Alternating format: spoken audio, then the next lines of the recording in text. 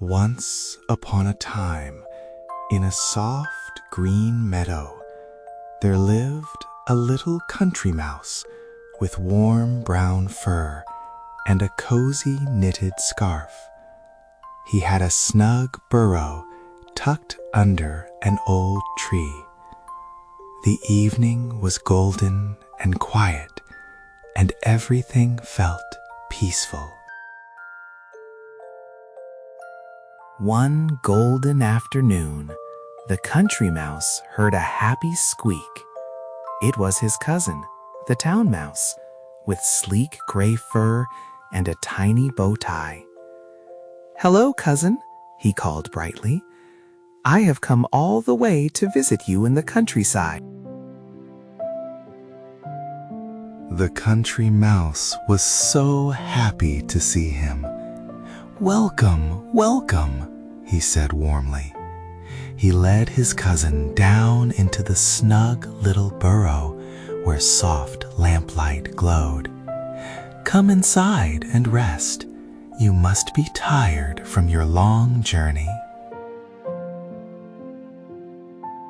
For supper, the country mouse shared his simple food. There were fresh barley, sweet berries, and a few tender roots from the garden. "It is plain," he said gently, "but it is grown with love, and there is plenty for us both." The town mouse nibbled a little berry and looked around the cozy burrow. "It is very quiet here, cousin," he said kindly, "and the food is simple. In the town, I have grand feasts every night. Why not come and see?"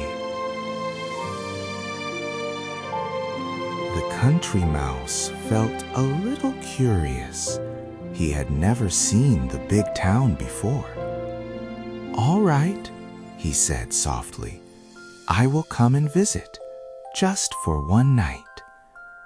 So the two cousins set off together as the warm stars began to twinkle. They walked and walked until they reached a great townhouse. It was tall and grand, with shiny floors and a long table piled high with wonderful food. "Here we are," said the town mouse proudly. "Welcome to my home." On the table there were cheeses and cakes, sweet jam and ripe fruit, all glowing in the candlelight. "Help yourself, cousin," said the town mouse happily. The country mouse gazed at the feast with wide, wondering eyes.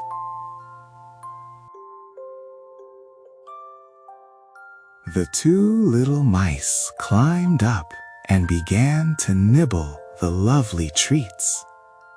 The cakes were soft and the fruit was sweet.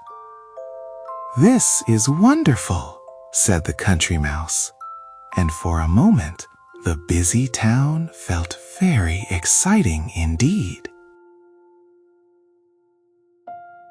But suddenly, the big door creaked open. People came bustling in, chattering and clattering plates. The mice scampered quickly behind a cushion to hide. "Do not worry," whispered the town mouse. "This happens all the time." When it was quiet again, they crept back out. But then two green eyes appeared in the shadows. It was the house cat, soft and curious. "Quick, this way," squeaked the town mouse, and the cousins darted safely into a tiny crack in the wall.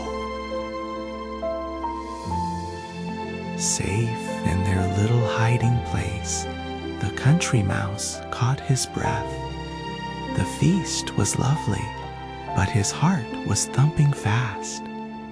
"Cousin," he said gently, "your town is exciting, but it is very loud and busy for a little mouse like me." The town mouse smiled kindly and gave him a hug. "I understand," he said. "Each of us loves a different home."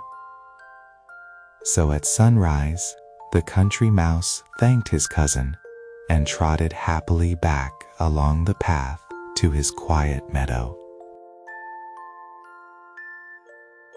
Home in his cozy burrow, the country mouse curled up warm and safe, listening to the gentle wind. A simple, peaceful home is a treasure, he thought, and he closed his sleepy eyes with a happy little smile. Good night, sweet dreams. The end.